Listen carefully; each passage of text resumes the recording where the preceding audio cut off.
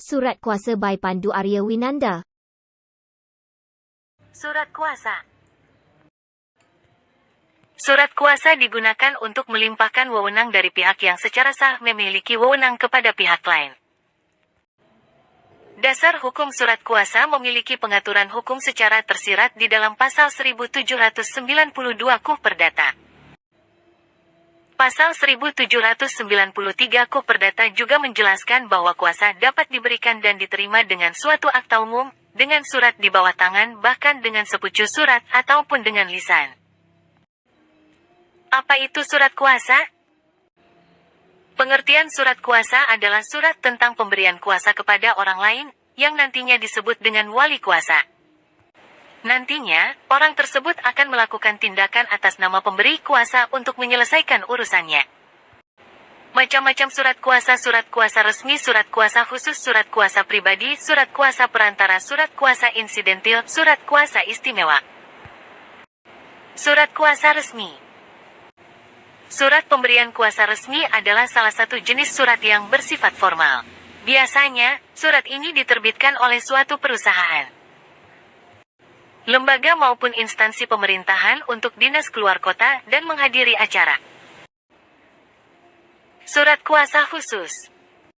Surat ini merupakan bukti pemindahan kuasa secara khusus kepada penerima untuk mewakili suatu kepentingan tertentu.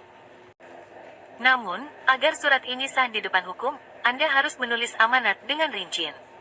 Berikut ini contoh penulisan suratnya.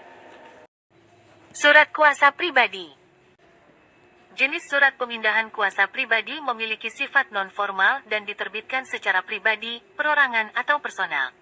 Umumnya, surat ini dibuat untuk beberapa urusan terkait dengan dokumen pribadi.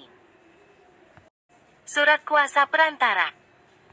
Surat pemberian kuasa perantara adalah surat yang dibuat untuk menunjuk perwakilan agen perdagangan. Di dalam surat ini, tertulis beberapa informasi berupa perintah dari pihak pertama kepada pihak kedua dalam menjalankan tindakan di bawah hukum.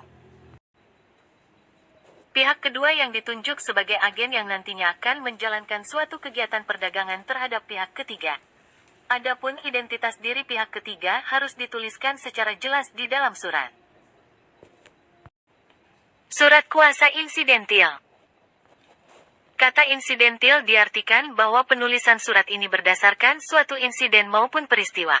Biasanya, surat dibuat oleh pemberi dan penerima kuasa yang masih mempunyai hubungan darah. Surat kuasa istimewa.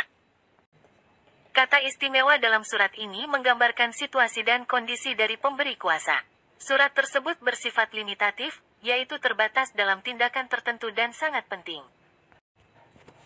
Bahkan, hanya dapat dilakukan oleh pihak yang bersangkutan pada surat secara personal.